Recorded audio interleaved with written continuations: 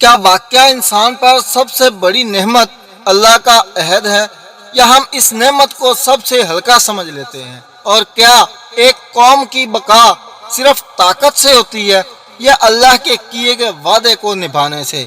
आज सूरतुल बकरा की इस अजीम आयत में अल्लाह ताला बनी इसराइल को एक ऐसा सबक याद दिलाते हैं जो सिर्फ एक कौम के लिए नहीं बल्कि पूरी इंसानियत के लिए है। कुरान करीम की सूरतुल बकरा की आयत नंबर 40 में अल्लाह ताला फरमाते हैं, ए बनी इसराइल, मेरी उस नेमत को याद करो जो मैंने तुम पर की, और मेरे अहद को पूरा करो, मैं भी तुम्हारे अहद को पूरा करूँगा। सुभान अल्लाह, ये आयत सिर्फ एक हुक्म नहीं, ये एक ताल्लुक है, बंदे और रब के दरमियान वादे का ताल्लुक।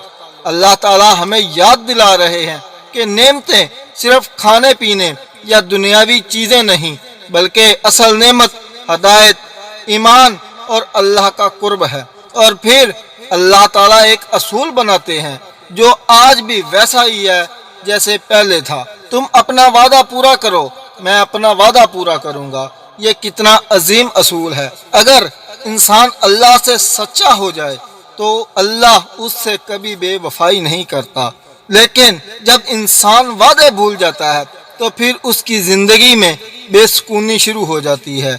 मेरे भाई, मेरी बहन, ये आयत हमें झंझोड़ती है।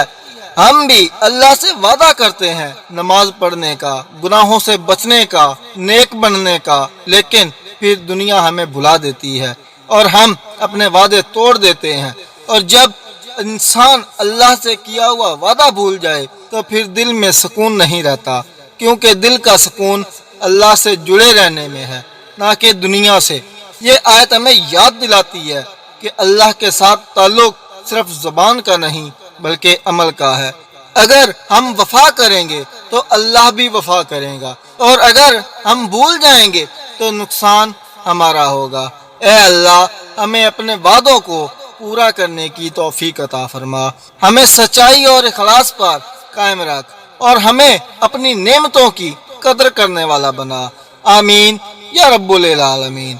अगर आप कुरान को आसान अल्फाज में समझना चाहते हैं तो इस चैनल को सब्सक्राइब ज़रूर कर लीजिए, और ये पैगाम सदका जारिया दूसरों तक भी ज़रूर पहुँचाइए। जज़ाकल्लाह खैर। अस्सलामु अलैकुम व रहमतुल्लाहि व बरकातहू।